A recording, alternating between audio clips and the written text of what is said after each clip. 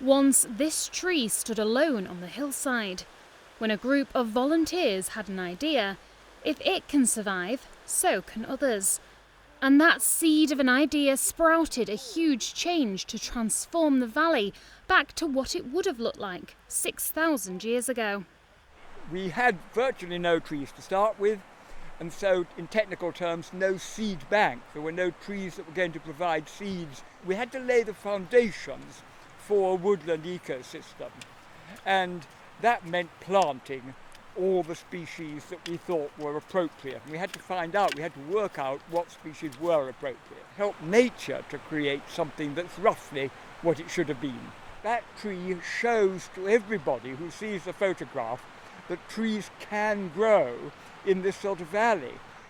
20 years since the project began, over 600,000 native trees have been planted in the valley. Borders Forest Trust have been able to expand the wooded wilderness to cover other areas. It's in getting a lot more people excited about it, younger people excited by it.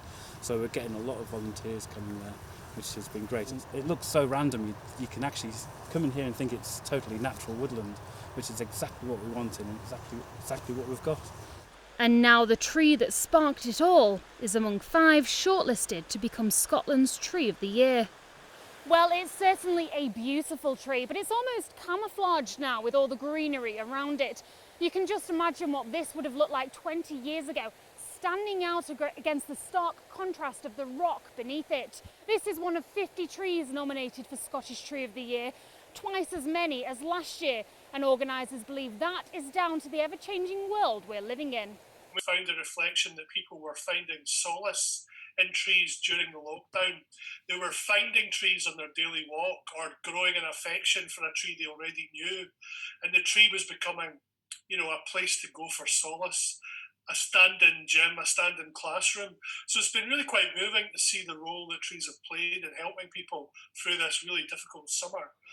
Online voting for the competition will be open until the end of September, but we'll have to wait until October to find out if the survivor tree has climbed its way up to the top spot. Jennifer Cordingley, ITV News in the Carrifran Valley.